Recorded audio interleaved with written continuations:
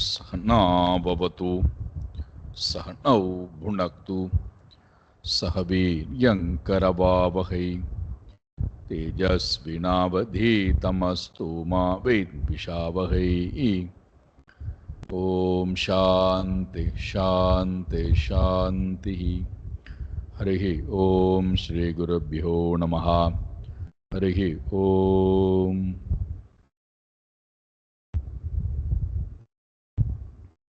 सच्चिदानन्दरूपाय विश्वोत्पत्त्यादिहेतवे तापत्रयविनाशाय श्रीकृष्णाय वयं नमः। जन्माद्यस्य यतोऽन्वयात् इतरतश्चार्तेष्वभिज्ञस्वराट् तेने ब्रह्म हृदाय आदिकवये मुह्यन्ति यत्सूरये तेजो वारिमृदां यथा विनिमयो यत्र त्रिसर्गो मृषा धाम्ना स्वेन सदा निरस्तकुहकं सत्यं परं धीमहि।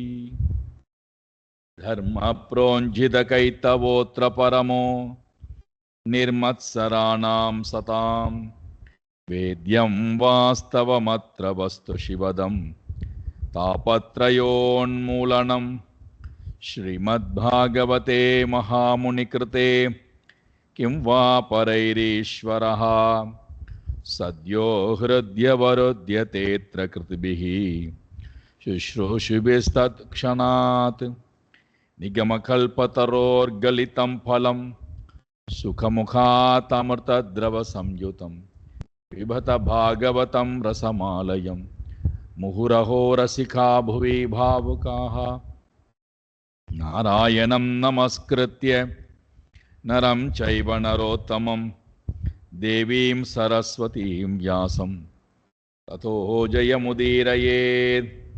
देवीं सरस्वतीं व्यासं ततो जयमुदीरयेत्।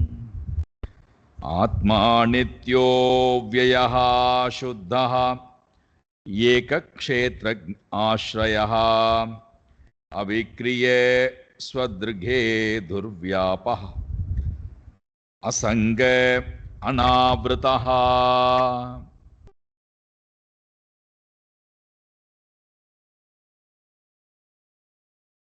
தியானிக்க வேண்டிய பொருள் என்னுடைய சொரூபம். அதை நான் எப்பொழுதும் மறவாது இருந்தால் என்ன பிரயோஜனம்? காலையிலே பார்த்தோம். அகம் மம, இதிலிருந்து எனக்கு முழுமையான விடுதலை என்பது கிடைக்கிறது. இந்த ஞானம் என்ன செய்யும்? அகங்காரத்தையும் மமகாரத்தையும் நான் எனது என்பதை அழிக்கக்கூடிய சக்தி இந்த ஞானத்துக்கு இருக்கிறது. எப்பொழுதெல்லாம் நான் எனது என்பது வருகிறதோ அப்பொழுதெல்லாம் இந்த ஞானத்தை நான் அபியாசம் செய்தல், நிதித்தியாசனம் செய்தல். அதில் முதல் லட்சணத்தை எடுத்துக்கொண்டோம், ஆத்மா நித்யா. நான் நித்தியமானவன், பிறப்பு இறப்பு அற்றவன், மாறாதவன், என்றும் உள்ளவன். நான் எப்பொழுதுமே இருக்கிறேனா என்றால் ஆமாம் இருக்கிறேன். அதுக்கு என்ன அழகான உதாரணம் கொடுத்தார் பகவான் கீதையில. தேகினோஸ்மின் யதா தேகே கௌமாரம் யௌவனம் ஜரா ததா தேகாந்தர பிராப்தி தீரஹா தத்ர ந முக்கியதி. இதுதான் அவர் எடுத்துட்டு இருக்க உதாரணம். உடலை கொண்டே உதாரணம் கொடுக்கிறார். தேகி தேகம் ரெண்டு பொருள் எடுத்துக்கிறார். தேகம் என்பது அனாத்மா, தேகி என்பது ஆத்மா.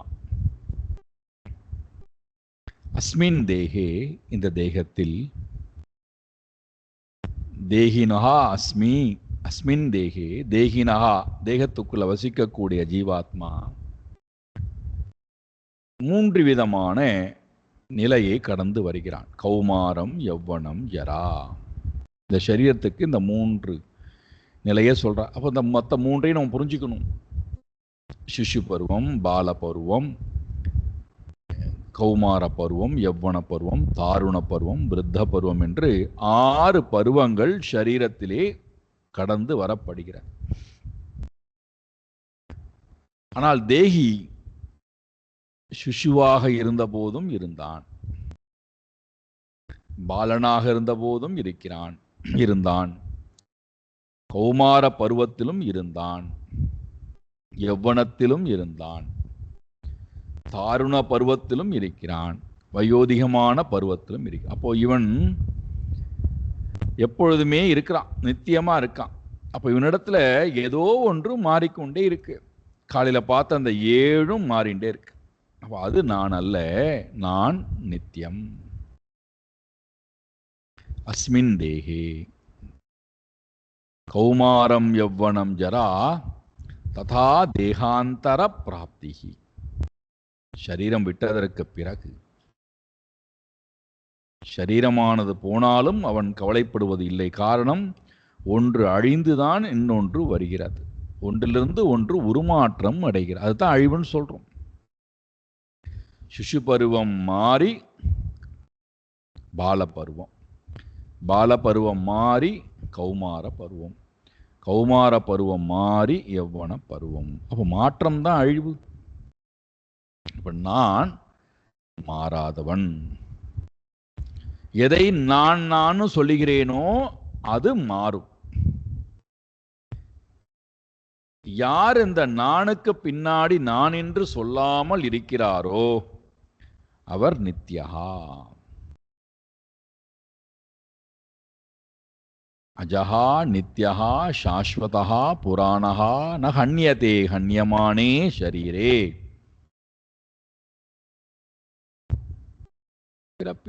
ரைட். இரண்டாவது அவ்வியஹா. வியம் என்றால் மாறுபாடு அடைதல், தேய்ந்து கொண்டே போதல். நவ் வியம், எது ஒன்றுக்கு மாறுபாடு, அழிவு, தேய்வு என்பது கிடையாதோ அதுதான் நான். தோன்றியது அத்தனையும் மாறியாக வேண்டும், அழிந்தாக வேண்டும்.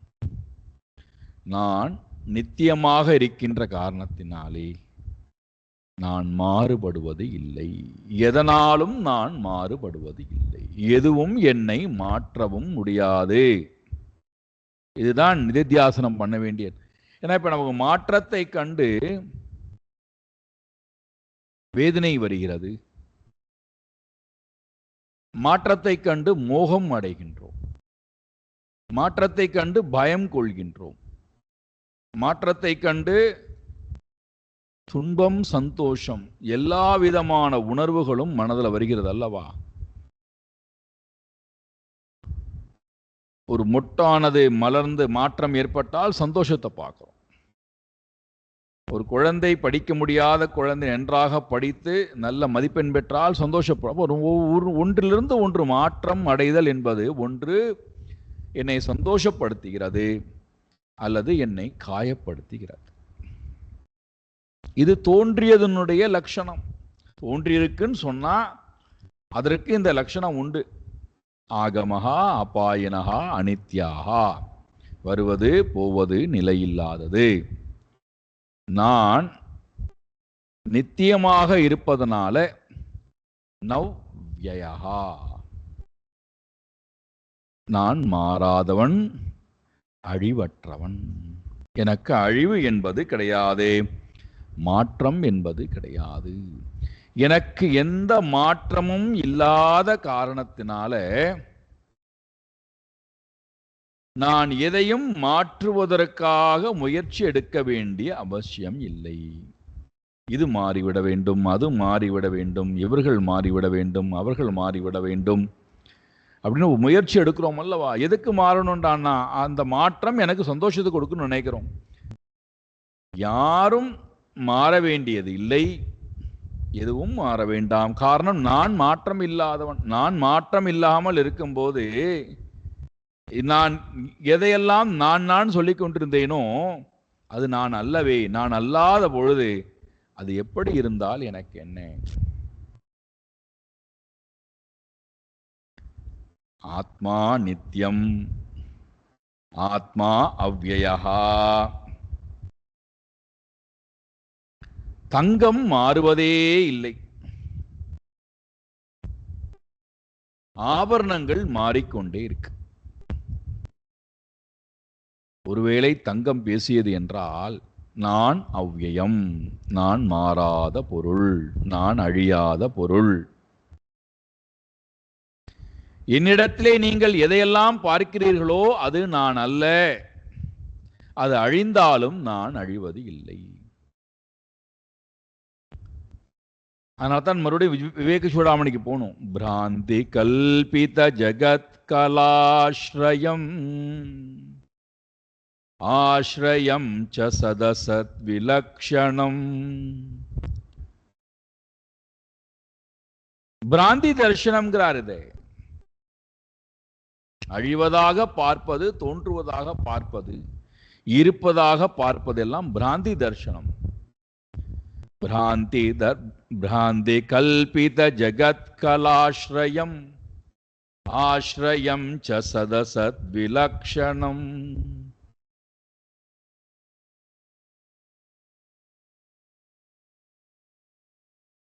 இங்கே அவ்யயம் என்பது மாறாதது, அழியாதது. அப்போ மாறுவதை குறித்து, அழிவதை குறித்து நான் வருத்தப்பட வேண்டிய அவசியம் இல்லை. தோன்றுவதை குறித்தும் நான் சந்தோஷப்பட வேண்டிய, மோகம் அடைய வேண்டிய அவசியமும் இல்லை.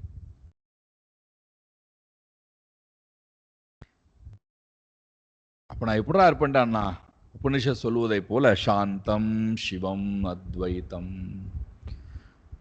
பார்த்தோம் அல்லவா மாண்டூக்கிய உபனிஷத்துல. சதுர்த்தம் மன்யந்தே ச ஆத்மா சவிஜ்ஞேய.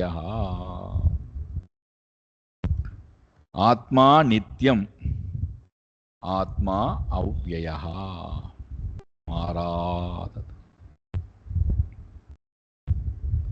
மாறாததை, அழிவு இல்லாததை, தேவு இல்லாததை நான் பார்ப்பதை விட்டுவிட்டு மாறிக்கொண்டே இருக்கக்கூடிய, தேய்ந்து கொண்டே இருக்கக்கூடிய, அழிந்து கொண்டே இருக்கக்கூடிய பொருளை கொண்டு போய் மாறாத பொருளிடத்திலே வைத்துக் கொண்டு அதனுடைய தோஷத்தை எல்லாம் மாறாத ஆத்மாவிடத்திலே ஏற்றி வைக்கிறோம். அப்பதான் நமக்கு என்ன வருகிறது? மாறுபடுகின்ற பொருளிடத்தினுடைய எல்லா குறைபாடும் எனக்கு சொந்தம் அப்படின்னு நினைக்கிறோம்.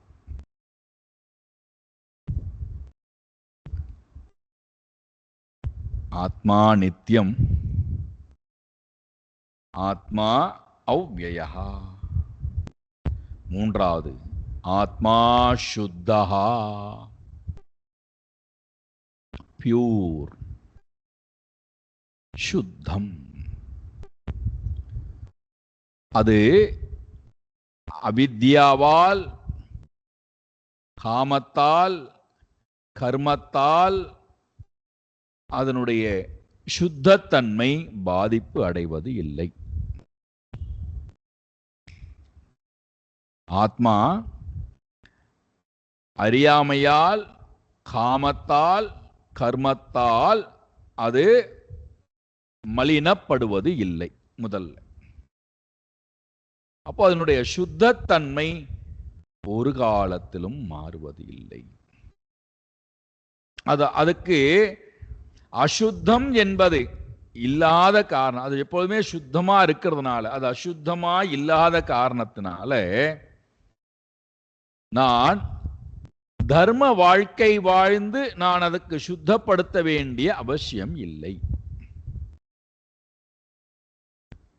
நான் கர்ம யோகத்தின் மூலமாக சுத்தப்படுத்துகிறேன், பக்தி யோகத்தின் மூலமாக சுத்தப்படுத்துகிறேன், ஞான யோகத்தின் மூலமாக சுத்தப்படுத்துகிறேன் என்று சுத்தப்படுத்த வேண்டிய அவசியம் இல்லை. காரணம் அது சுத்தம், நித்திய சுத்தம், எப்பொழுதுமே சுத்தமா இருக்கு. அதை நான் எந்த ஆசிரம தர்மத்தை கொண்டும், எந்த வர்ண தர்மத்தை கொண்டும் நித்திய நிமித்த கர்மங்களை கொண்டும் யஜ்ஞ பாவத்துடன் கூடி நான் ஆத்மாவுக்கு எந்த புனிதத்தையும் கொடுக்க வேண்டிய அவசியம் இல்லை.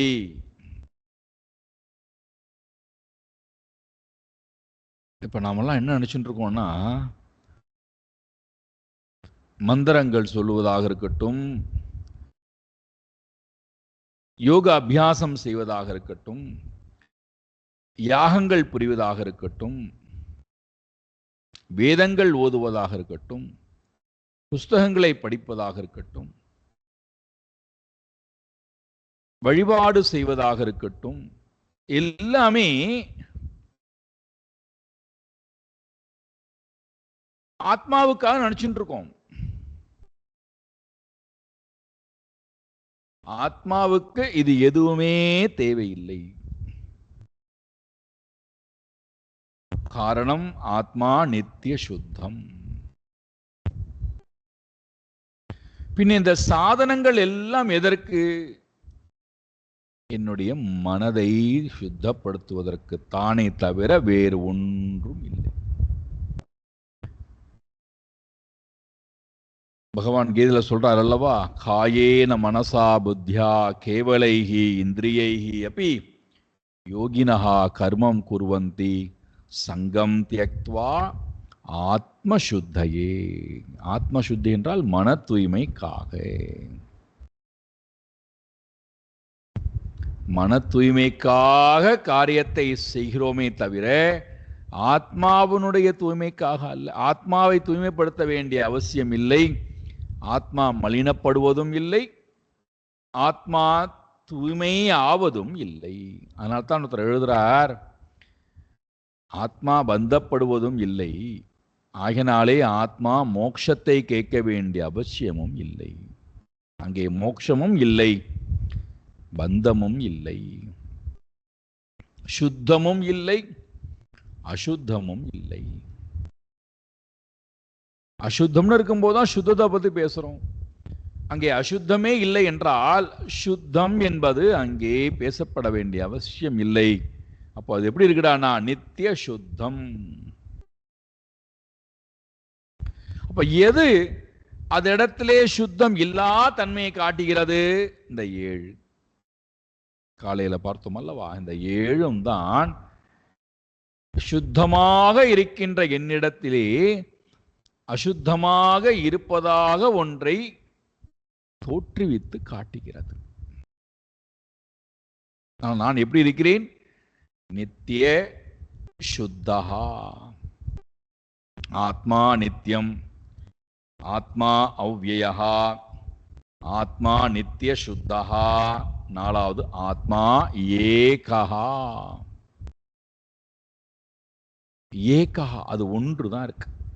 ஏகம்.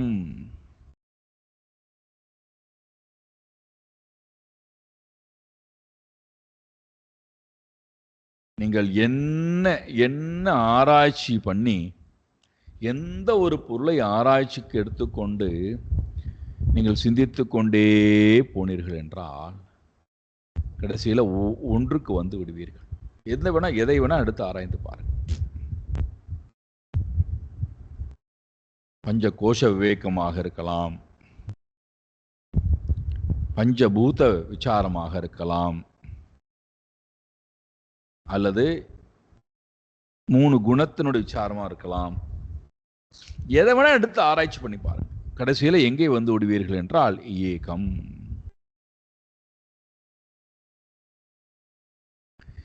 ஏன் ஏகத்துக்கு வரணும்? பண்மையில இருந்துட்டு போறோம். இப்ப அதனால உங்களுக்கு என்ன வந்ததுன்னா ஏகம் சாந்தம், அநேகம் அசாந்தம். அநேகம் வந்தாச்சுனாலே அசாந்தி தான். ஏகம் சாந்தம் சிவம் அத்வைத்தம். அப்போ திரும்ப திரும்ப நான் எங்க போகணுண்டான்னா அநேகமாக தெரிந்து கொண்டிருக்கின்ற இந்த 7லிருந்தும் விடுபட்டு எப்பொழுதுமே ஏக்கமாக இருக்கக்கூடிய என்னுடன் போய் நான் இருந்து பழகணும்.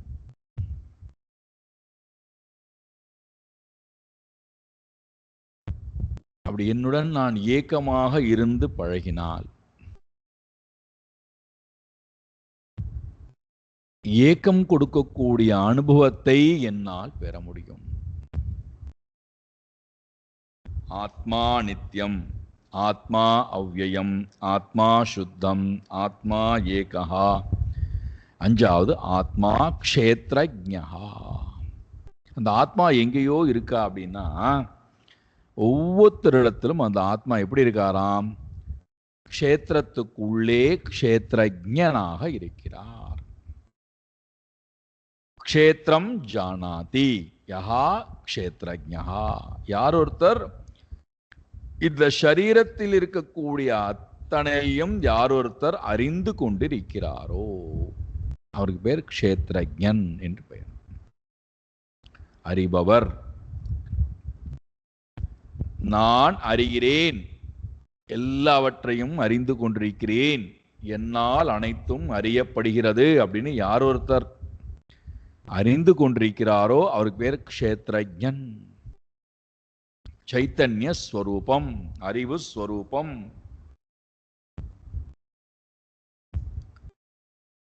அதனால தான் நாம நீ இருக்கிறாயா அப்படின்னு கேட்டா, நான் இருப்பதை வேற எந்த அறிவுனுடைய துணையும் கொண்டு தெரிந்து கொள்ள வேண்டிய அவசியம் இல்லை.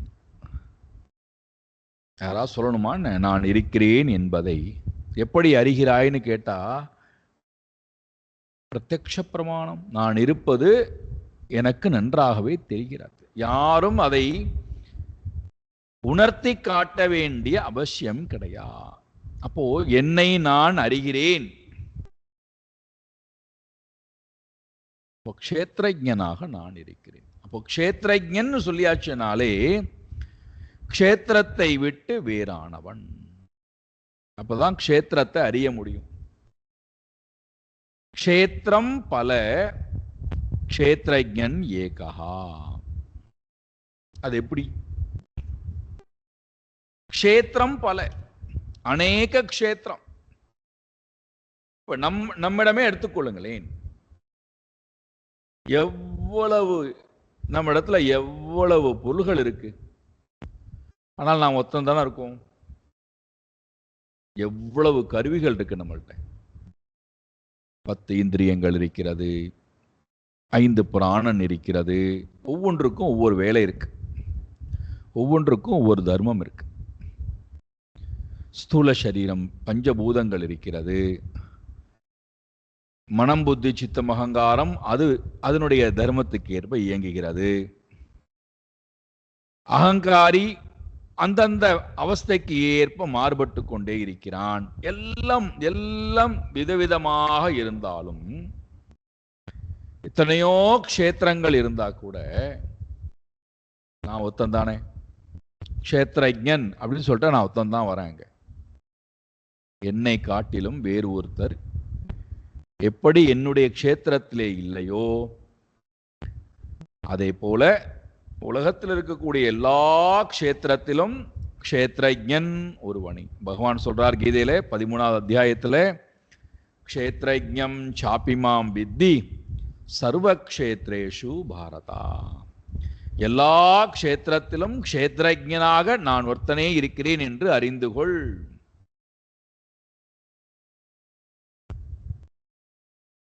என்ன வேணா க்ஷேத்திரம் இருக்கட்டும், ஆனா க்ஷேத்ரஜ்ஞன் ஒருவரே. அப்ப அந்த க்ஷேத்ரஜ்ஞனாக நான் இருப்பதை உறுதிப்படுத்தி கொண்டால், நான் எதையெல்லாம் அறிந்து கொண்டிருக்கின்றேனோ அவைகள் போனாலும் சரி, வந்தாலும் சரி, இருந்தாலும் சரி, என்னிடத்திலே எந்த மாற்றத்தையும் கொடுக்காது. அப்போ நித்தியம், அவ்யயம், சுத்தம், ஏகம். 5வது க்ஷேத்ரஜ்ஞா. 6வது ஆஸ்ரயா. இந்த பொருள் அனைத்திற்கும் ஆதாரமாக இருக்கிறது. ஆஸ்ரயம் என்றால் இருப்பிடம். எதுக்கெல்லாம் இருப்பிடமா இருக்கு? இந்த 7க்கும் இருப்பிடமாக இந்த ஆத்மா இருக்கிறது. ஆஸ்ரயா. இவர் இருப்பதனாலே அவரிடத்திலே மற்றது எல்லாம் தஞ்சம் அடைந்து இருக்கிறது.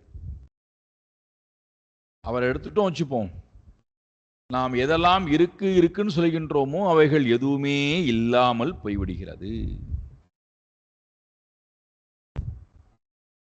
6வது. 7வது ஆத்மா அவிக்ரியா. கிரியா அவிக்ரியா. கிரியா விக்ரியா அவிக்ரியா. கிரியான செயல்,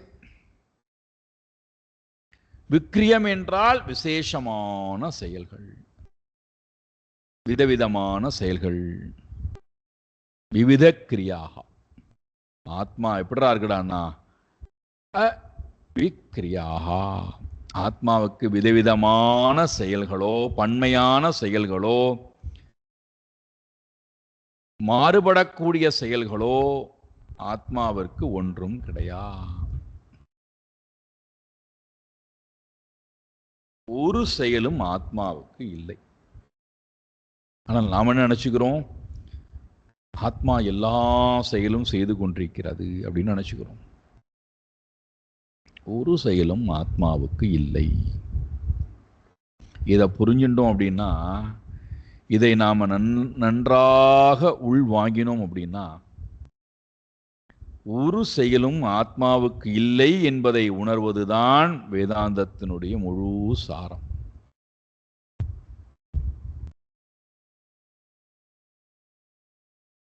ஒரு செயலும் ஆத்மாவுக்கு இல்லை.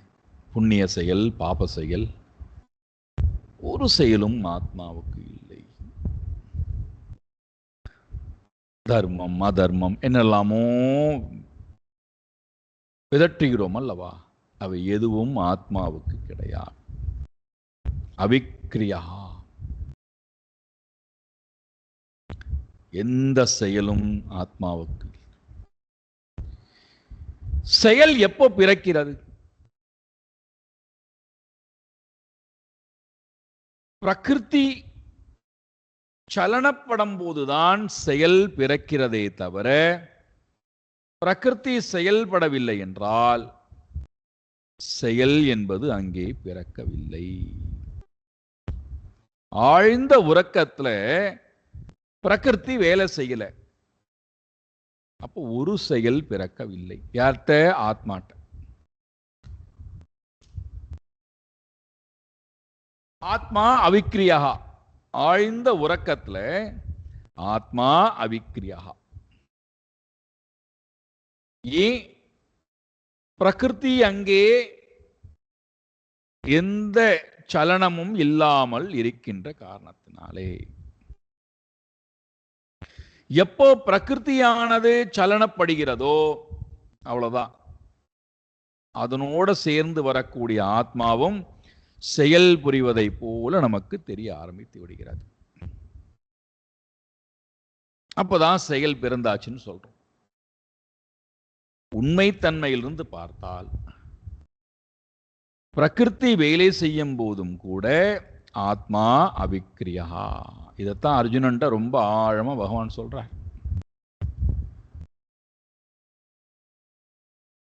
கர்மண்ய கர்மய பஷ்யேத் அகர்மணிச்ச கர்மயா.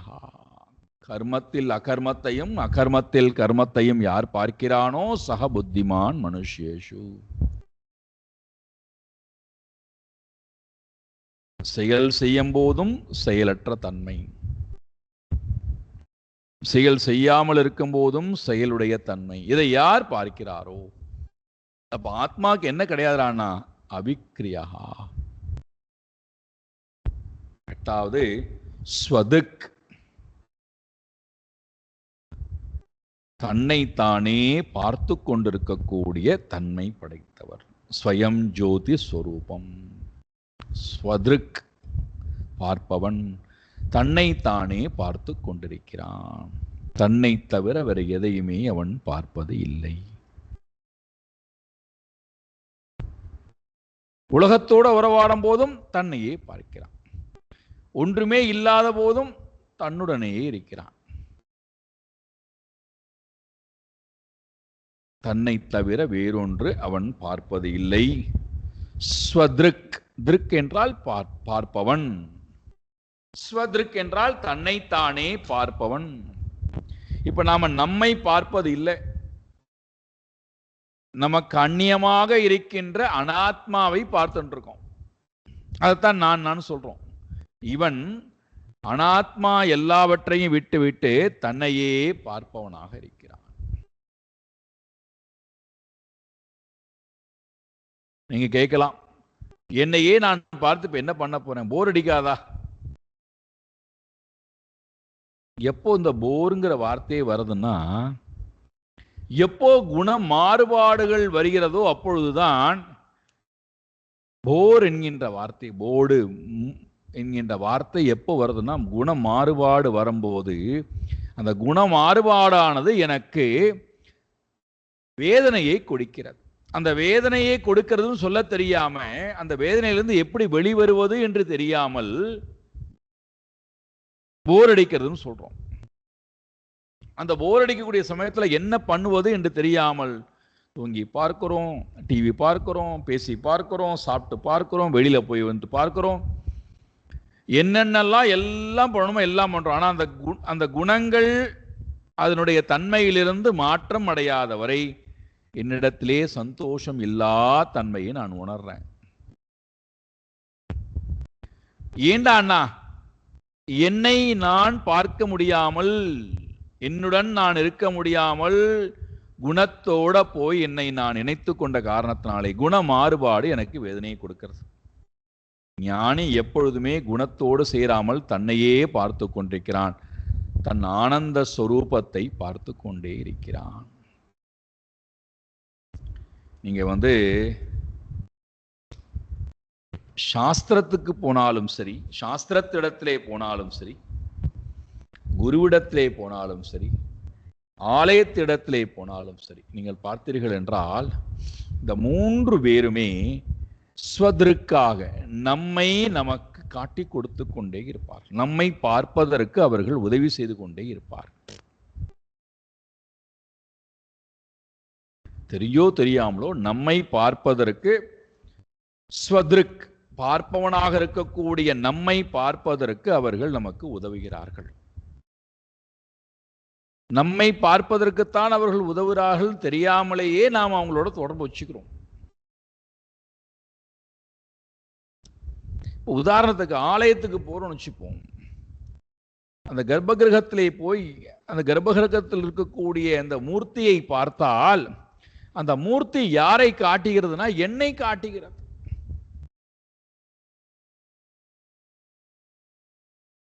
என்னை நான் பார்ப்பதற்காக அந்த மூர்த்தியை பார்க்க போகிறேன். ஆனா நாம் நினைச்சுக்கிறோம், நான் அங்க போய் யாரையோ ஒருத்தரை பார்ப்பதற்காக போறேன் நினைச்சுக்கிறோம். அங்கே போய் என்னை நான் பார்க்க போகிறேன் அப்படின்னா என்ன அர்த்தம்? அந்த மூர்த்தி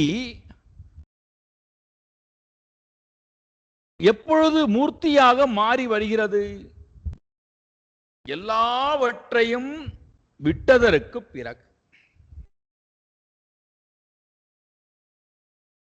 தன்னிடத்துல வேண்டாத பொருள்களை அத்தனையும் விட்டதற்கு பிறகு வேண்டிய பொருள் மட்டும் அங்க இருக்கு. அதுதான் மூர்த்தின்னு சொல்றோம். அந்த வேண்டிய பொருள் வராத வரை அதுக்கு வேற மூர்த்தி இல்லை, அதுக்கு வேற என்னெல்லாமோ பெயர் கொடுக்கிறோம். வேண்டிய பொருள் அங்கே இருக்கிறது அப்படின்னா வேண்டாத பொருள் அத்தனையும் களையப்பட்டு விட்டது.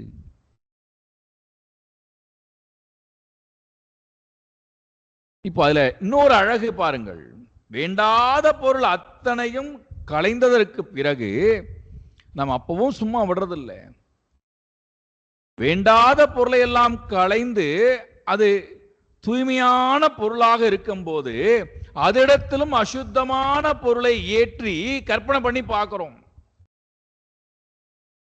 முக்குணத்துடன் கூடி இருக்கக்கூடிய எல்லா பொருளையும் கொண்டு போய் அவர்கிட்ட ஏற்றி வைத்து அவர் அழகா இருக்காருன்னு சொல்றோம், ஜொலிக்கிறார்னு சொல்றோம்.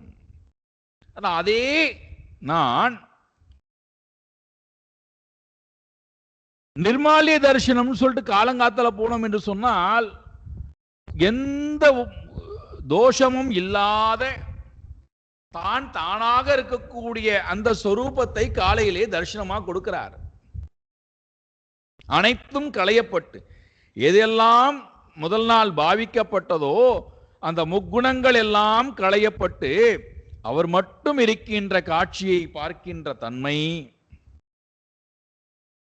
இப்ப இங்க வருவோம். அங்க பார்த்து என்ன பிரயோஜனம்? அங்க பார்க்கறதுனால நமக்கு என்ன மாற்றம்? ஒரு மாற்றம் கிடையாது. இப்ப அந்த பொருள் எனக்கு என்ன உபதேசம் கொடுக்கிறது?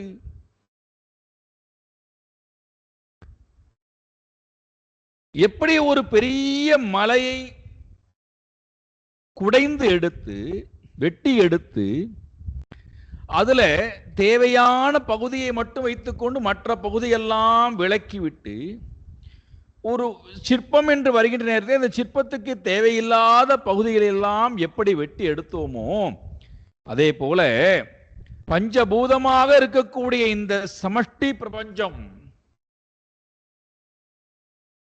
பஞ்சபூதமாக இருக்கக்கூடிய வெஷ்டி பிரபஞ்சம், பஞ்சபூதமாக இருக்கக்கூடிய சமஷ்டி பிரபஞ்சத்திலிருந்து பஞ்சபூதமாக இருக்கக்கூடிய வியஷ்டி பிரபஞ்சத்தை முதல்ல பிரிச்சு எடுக்கிறோம். பெரிய மலையிலிருந்து நமக்கு தேவையான பாறையை பிரிச்சு எடுப்பதை போல அந்த பெரிய மலையிலிருந்து ஒரு சிறு துகள் பிரிச்சு எடுக்கப்படுகிறது. அதுதான் இந்த சரீரம், ஜீவன். இப்ப இந்த சரீரம் பிரிச்சு எடுக்கப்பட்டதற்கு பிறகு இந்த சரீரத்தை என்ன செய்கிறேன்? சாஸ்திரத்தின் துணை கொண்டு, குருவின் துணை கொண்டு செதுக்க ஆரம்பிக்கிறேன். தேவையில்லாத அனைத்தையும் நீக்க ஆரம்பிக்கிறேன்.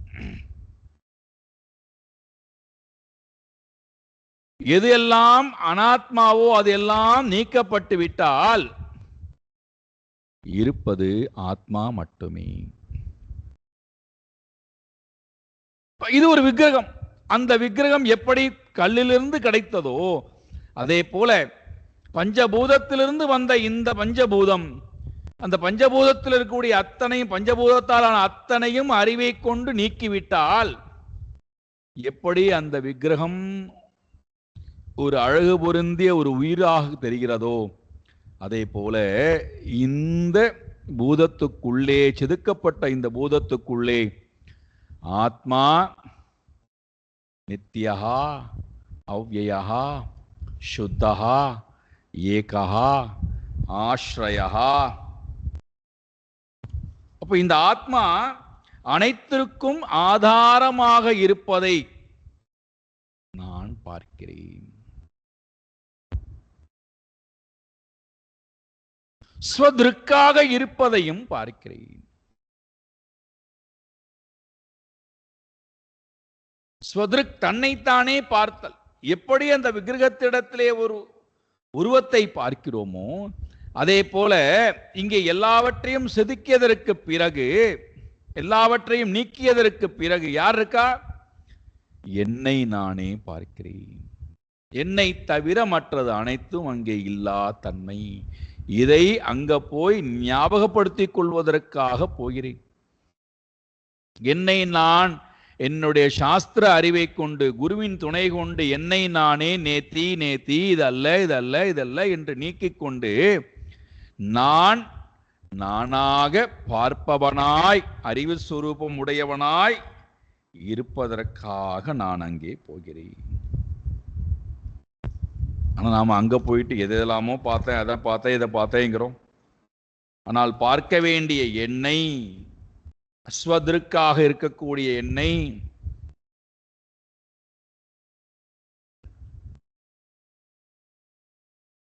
அடுத்தது ஹேதுஹு. ஆத்மா ஹேதுஹு, அனைத்திற்கும் காரணமாக மாயையானது பிரபஞ்சத்தை தோற்றுவிப்பதற்கு காரணமாக, அபின்ன நிமித்த உபாதான காரணமாக இந்த ஆத்மாவே இருக்கிறது. அவர் இல்லை என்றால் ஈஸ்வரன் என்பவன் இல்லை, நாராயணன் என்பவன் இல்லை, அவன் இல்லை என்று சொன்னால் மாயையானது உலகத்தை தோற்றுவிப்பதற்குண்டான உபாதான காரணமாகும், அது ஆவதில்லை. அப்போ உபாதான காரணமாக இருக்கக்கூடிய மாயையும் நிமித்த காரணமாக இருக்கக்கூடிய நாராயணனும் அவரே. அவர் எப்படி இருக்கார்? அபின்ன, வேறுபடாமல் வேற்றுமை இல்லாதவராய், நிமித்தமாகவும் உபாதான காரணமாகவும் அவரே நானே இருக்கிறேன். ஹேதுஹு ஆத்மா நித்யஹ அவ்யயஹ சுத்தஹ ஏகஹ ஆஶ்ரயஹ அவிக்ரியஹ ஸ்வத்ருகே ஹேதுஹு வியாபகஹ சர்வ வியாபகஹ.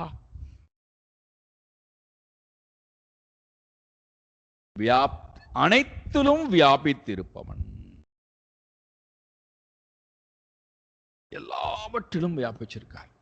அங்குங்களாதபடி எங்கும் பிரகாசமாய் ஆனந்த பூர்த்தியாகி அறிவோடு எல்லா இடத்திலும் வியாபித்திருக்கின்ற அந்த பரம்பொருள் புத்தி இடத்திலும் நிறைந்திருக்கிறார். சர்வ வியாபகத்வாத் தேச கால வஸ்து இவைகள் அத்தனையிலும் யாரொருத்தர் வியாபித்திருக்கின்றாரோ அவர் அனைத்திலும் வியாபித்திருப்பதனால தான் உலகத்தில் இருக்கக்கூடிய எல்லா பொருளும் இருக்கிறேன் இருக்கிறேன் என்று சொல்லுகிறது. அவர் இல்லைன்னு வச்சுப்போம், எந்த பொருளுக்கும் உலகத்திலே இருப்புத்தன்மையே கிடையாது. எல்லா பொருளிடத்திலும் வியாபித்திருக்கிறானா, என் கண்ணுக்கு தெரியலையடானா பார்க்க போறோம். இங்கே பிரகலாதன் ஹிரண்யகசிபனுடைய வாழ்க்கை முறையில பார்க்க போறோம். பிரகலாதன் சொல்ல போறான், பகவான் எல்லா இடத்துலயும் இருக்கார், இவன் எங்க இருக்கார்? நீயும் இருக்கே நானும் இருக்கே, நடுவில் எங்க இருக்காரு எவன் கேட்க போறான், பார்க்க போறோம். வியாபகத்வா, சர்வ வியாபகத்வா.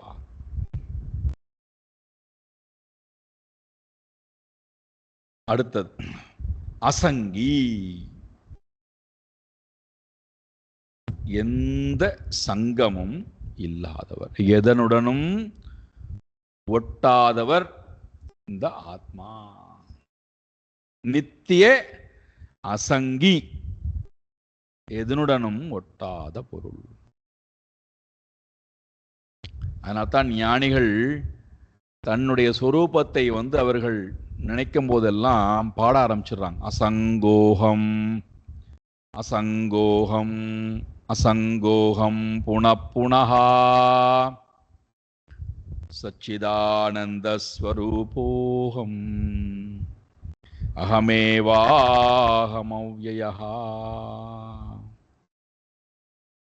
அசங்கஹ அகம் அசங்கோ அசங்கஹ அகம் அஸ்மி. நான் எந்த ஒட்டுதலும் சங்கமும் இல்லாதவன். கடைசியில 12வது லட்சணம் சொல்றார், அனாவிருதா. அனாவிருத்தம் என்றால் எந்த ஒன்றாலும் மறைக்கப்பட முடியாது, முக்குணங்களினாலே மறைக்கப்பட முடியாதவன் யாரோ அவன்தான் அனாவிருதா.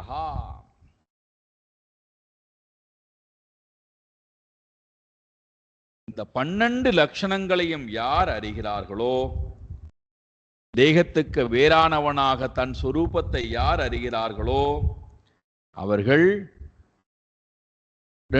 ரெண்டு விதமான ஞானத்துக்கு வந்து விடுவார்கள். என்றது என்ன ஞானம்? ஒன்று, நான் சத்தியம், ஆத்மா சத்தியம், நான் உண்மையானவன். இதுல மாறாத அறிவு, திடமான அறிவு, தீர்க்கமான அறிவு. நான் மாறுவது இல்லை, ஆத்மா சத்தியம், ஆத்மா உண்மை. இதைத்தானே முதல் பாடல பார்த்தோம், சத்தியம் பரம் தீமகி. நான் சத்தியம். தது அந்யத் மித்யா, மற்றது அத்தனையும் மித்யா, வெறும் தோற்றம், கற்பனையால் வந்த வெறும் தோற்றம். மித், மித் கற்பனை. நான் மட்டும் உண்மை.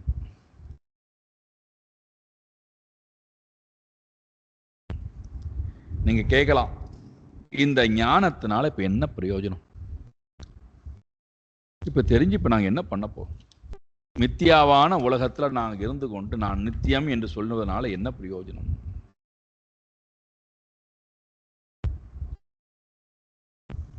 இந்த குழந்தை சொல்லுகிறது, இந்த ஞானம் தன்னுடைய சொரூபமாக தன்னுடைய அறிவாக மாறியது என்றால் இதை செய்யுங்கள்னு உந்தி தள்ளுறான். 5 வயது பாலகன் இந்த சொரூபத்தை உணருங்கள் உந்தி தள்ளுறான். இதை நீங்கள் உணர்ந்தீர்களே ஆனால் நீங்கள் மட்டும் இருப்பீர்கள். உங்களை காட்டிலும் இருக்கக்கூடிய அத்தனையும் இல்லாமல் போய்விடும்.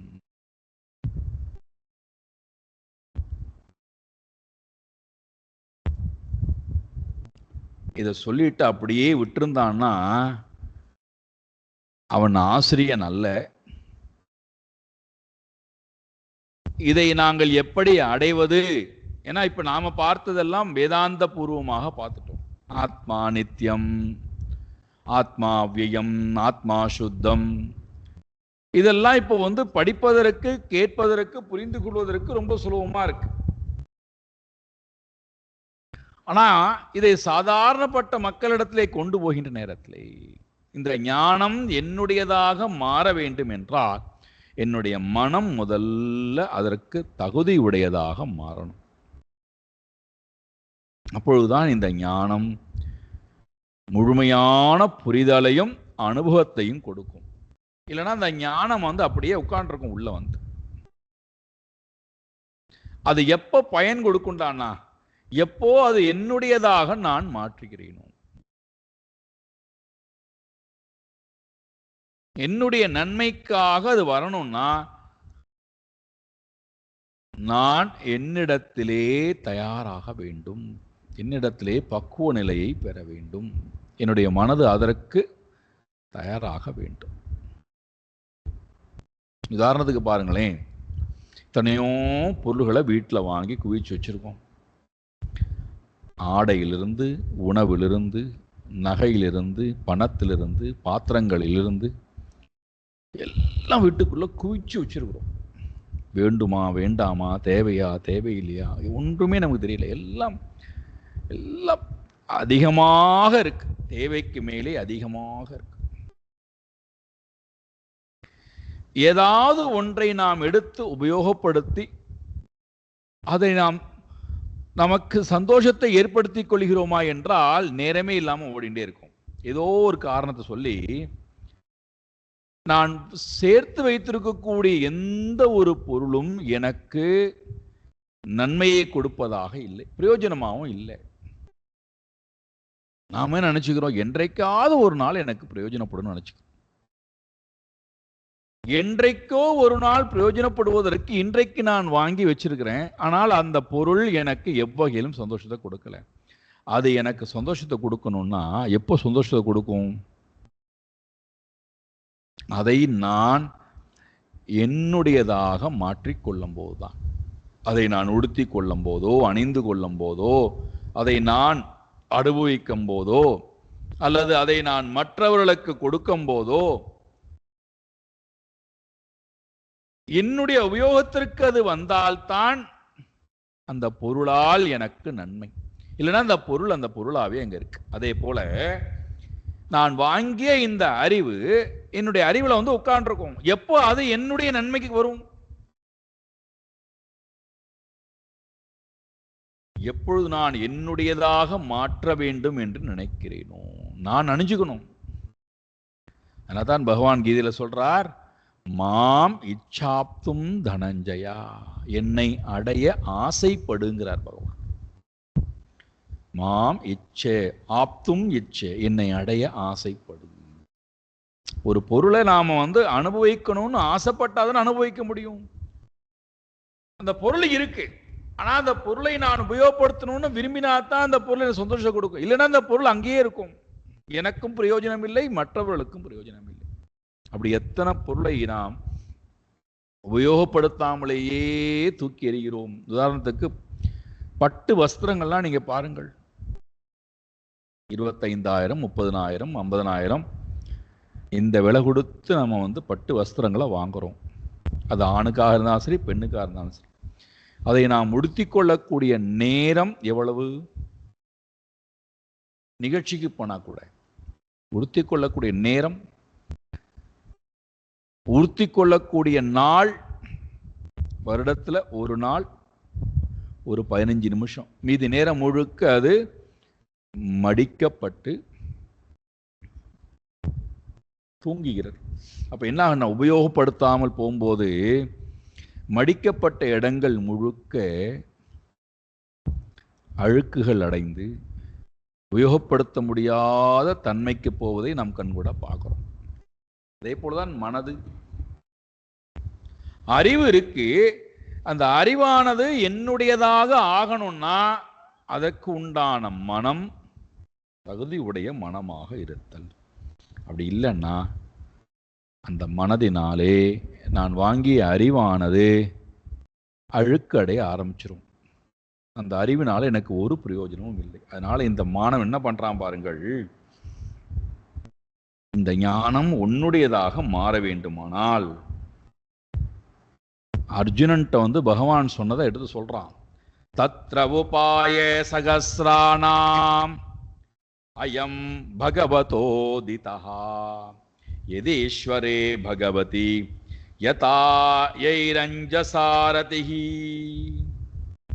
பகவான் அர்ஜுனனுக்கு கீதையிலே உபதேசம் செய்த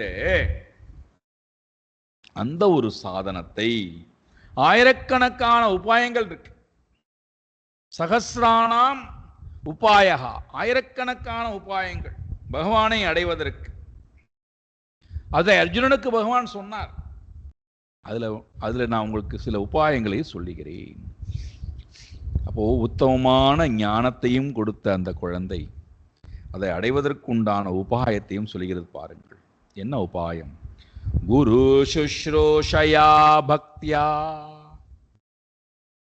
முதல் லட்சணம் குரு சுஷ்ரூஷயா பக்தியா.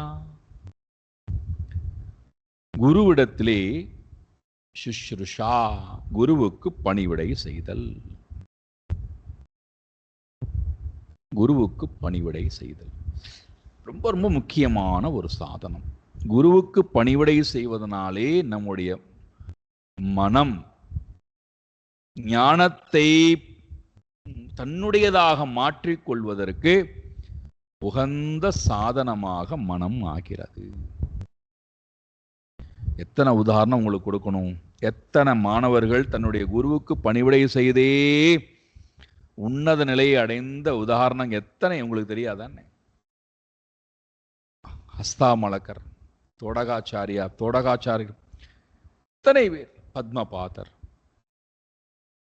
அதில் தோடகாச்சாரியர் ரொம்ப சிரேஷ்டம். அதே போல ராமானுஜாச்சாரியாருடைய சிஷ்யர்கள் எத்தனை பேர். குரு சுஷ்ரூஷயா. இரண்டாவது குரு பக்தியா, குருவிடத்திலே பக்தி. இந்த ரெண்டும் மனதை அந்த உண்மைத்தன்மை அடைவதற்கு உண்டான தகுதி படைத்ததாக மாறுகிறது. குரு சுஷ்ரூஷயா பக்தியா சர்வலப்த அர்ப்பணேனச்ச. எதெல்லாம் நமக்கு கிடைக்கின்றதோ, சர்வலப்தஹா, எதெல்லாம் நமக்கு கிடைத்ததோ அனைத்தையும், லப்தஹா சர்வம், எதெல்லாம் நமக்கு கிடைத்ததோ அதை எல்லாவற்றையும் அர்ப்பணேன, ஈஸ்வரனுக்கு அர்ப்பணம் செய்தல். என்ன வேணா இருக்கட்டும், நம்ம அடைவது ரெண்டு தானே, துவந்துவம் தானே, அதை அத்தனையும் இறைவனுக்கு அர்ப்பணம் செய்தல். சர்வலப்த அர்ப்பணேனச்ச. இது ரொம்ப முக்கியம். மனமானது அர்ப்பண பாவத்துக்கு வரவில்லை என்றால் பக்தி வருவது ரொம்ப கடினம். நமக்கு ஏன் பக்தி வரதில்லைன்னா அந்த அர்ப்பண பாவம் வராதனால தான். நம்ம வேணா பெருமைக்கு சொல்லிப்போம், கடைசியில் சர்வம் நாராயணம் சமர்ப்பயாமி சர்வம் நாராயணம் அஸ்து சொல்லிப்போம். ஆனால் உண்மையிலேயே அந்த பாவம் நம்ம இடத்துல வந்துருதுன்னா சர்வலப்த அர்ப்பணேனச்ச இரண்டாவது. மூன்றாவது சங்கேன சாது பக்தானாம் சங்கம். ரொம்ப எளிமையான சாதனங்களை எல்லாம் சொல்றான். சாது பக்தானாம் சங்கேன, சாதுக்களுடைய சங்கத்திலேயே எப்பொழுதும் இருந்து பழகுதல். சாது பக்தானாம், சாதுக்கள் பக்தர்களுடைய சங்கத்திலே எப்பொழுதும் சங்கம் வைத்தல். அவர்களை விட்டு நான் நீங்காமல் இருப்பதை பார்த்து கொள்ளுதல். ஜலத்தை விட்டு மீன் நீங்குவது இல்லை, தாயை விட்டு கன்று குட்டி நீங்குவது இல்லை, மேகத்தை விட்டு நிலவு நீங்குவது இல்லை, வானத்தை விட்டு நிலவு நீங்குவது இல்லை, ஜலத்தை விட்டு குளிர்ச்சி ரசம் நீங்குவது இல்லை. அதே போல என்னுடைய மனம் எப்பொழுதுமே சாது பக்தானாம் சங்கா, சாது பக்தர்களிடத்திலே எப்பொழுதுமே என்னுடைய மனம் சங்கம் கொண்டால் அசங்கத்திலிருந்து உண்மையான சங்கத்தை அடைந்து விடுவேன். நித்திய சங்கத்துக்கு வந்துருவோம். அசத் சங்கத்திலிருந்து நித்திய சங்கத்துக்கு வந்துருவோம். இது மூன்றாவது. குரு சுஷ்ரூஷயா பக்தியா சர்வலப்த அர்ப்பணேனச்ச சாது பக்தானாம் சங்கேன. நாலாவது ஈஸ்வர ஆராதனேனச்ச, ஈஸ்வர ஆராதனா, இறைவனை ஆராதி. நமக்கு என்னென்ன முறையிலெல்லாம் தெரியுமோ அந்த முறையிலே இறைவனை நான் ஆராதித்தல். ஈஸ்வர ஆராதனா. எப்படி ஒரு குழந்தை தன்னுடைய தகப்பனை ஆராதிக்கிறதோ அதே போல சின்ன குழந்தைகள் நீங்கள் பாருங்க, அதுவும் பெண் குழந்தையாக இருந்ததுன்னா அதுக்கு ரொம்ப பிடித்த ஒரு விளையாட்டு, தனக்கு தன் தாய் தலையிலே முடியை சரி செய்வது எப்படியோ, கண்களிலே மையிட்டு விடுவது எப்படியோ, முகத்திலே முகச்சாயம் போடுவது எப்படியோ, எப்படியெல்லாம் தன்னை சீராட்டுவாளோ அழகுபடுத்தி பார்ப்பாளோ அதையெல்லாம் இந்த குழந்தை தன்னுடைய தகப்பனுக்கு செய்யும். செய்து அழகு பார்க்கும். அவன் கொடுக்கணும், தன்னை தன்னுடைய பெண் குழந்தையிட கொடுக்கணும். அவன் அங்கே அமைதியாக அமர்ந்திருக்கணும். அந்த குழந்தை என்னென்னலாம் கோமாளித்தனம் பண்ணியதோ எல்லாவற்றையும் அந்த குழந்தை இடத்திலே விட்டு விட்டு ரசிக்கணும். இப்ப அந்த குழந்தையை பொறுத்த மட்டுக்கும் தாய் தகப்பன் என்பவன் கடவுள், அவனுக்கு ஆராதனை நடக்கிறது. அதுல அந்த குழந்தைக்கு அவ்வளவு சந்தோஷம். அது முறையாக செய்கிறதா அதை பற்றி கவலை இல்லை. சரியான முறையிலே செய்கிறதா அதை பற்றி கவலை இல்லை. தப்பாதான் செய்யும், அதுதான் அழகே. இறைவனிடத்திலே போகின்ற நேரத்தில் இறைவன் உள்ளத்தை தான் பார்க்கிறான். நீ வேத மந்திரங்களை ஒழுங்கா உச்சரிக்கிறாயா, அபிஷேக திரவியத்தை கொண்டு ஒழுங்காக ஆராதனை அபிஷேகம் செய்கிறாயா, முறையாக நீ ஷோடசோபச்சார பூஜை பண்ணுகிறாய் என்பதெல்லாம் பார்ப்பதில்லை. அவனை பொறுத்த மட்டும் உள்ளத்தை பார்க்கிறான். ஈஸ்வர ஆராதனா, இதெல்லாம் மனதை இறைவனின்பால் உயர்த்துவதற்கு. இன்னும் நிறைய சாதனையை சொல்கிறான். நாளை காலை பார்ப்போம். ஓம் பூர்ணமதః பூர்ணமிதம் பூர்ணாத் பூர்ணமுதச்யதே पूर्णस्य पूर्णमादाय पूर्णमेवावशिष्यते। ओम शांति शांति शांति। हरि ओम श्री गुरुभ्यो नमः। हरि ओम।